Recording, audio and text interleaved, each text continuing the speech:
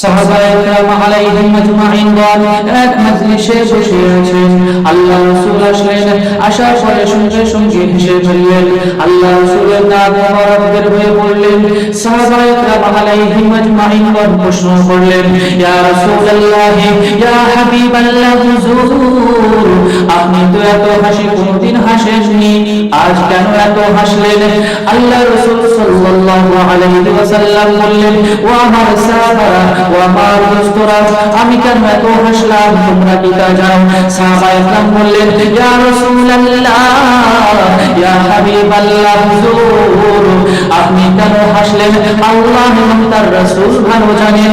আল্লাহ রাসূল বললেন, ও আমার সাহাবীরা, শুনে রেখে দাও, জানিয়ে রেখে দাও, হাশরের ময়দানে, মাহশারের ময়দানে কিয়ামতের দিনে যখন হিসাব হবে, আল্লাহ রাসূল সাল্লাল্লাহু আলাইহি ওয়াসাল্লাম বললেন, আল্লাহ রাসূল বললেন, কিয়ামতের দিনে যখন বিচার হবে, বিচার যখন অনুষ্ঠিত হবে, আল্লাহ রাসূল বললেন, এমন মানুষ থাকবে সেদিন তাদের পাপ সম্পর্ক অস্বীকার করবে, বলবে, আল্লাহ, আমরা পৃথিবীতে থাকাকালীন আমরা এই কাজগুলো করিনি, আমরা এই পাপগুলো করিনি।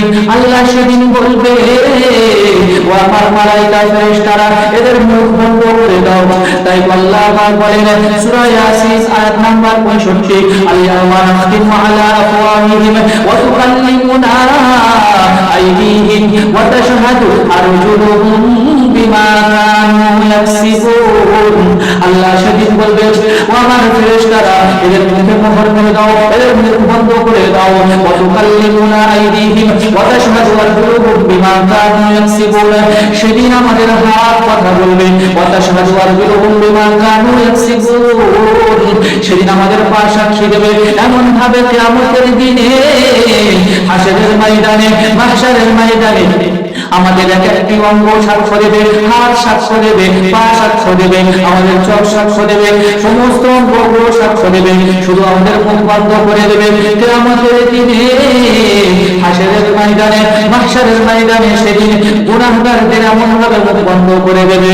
আর আল্লাহ সেদিন বলবে, ও আমার ফেরেশতারা, তোমরা এই সমস্ত অপদার্থ বান্দাদের, মানুষদেরকে নিয়ে আমার জাহান্নামে ফেলে দাও। তাহলে ভাই, কিয়ামতের দিনে আমাদের পা সাক্ষী দেবে, হাত কথা বলবে, আমাদের মুখ বন্ধ করে দেবে।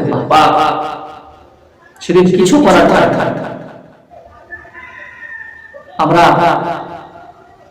যে পৃথিবীতে যারা মিথ্যা কথা বলি, কিয়ামতের দিনেও অনেক মানুষ মিথ্যা কথা বলে। সেদিন আল্লাহ বলবে, ফেরেশতারা, এদের মুখে মোহর দিয়ে দাও।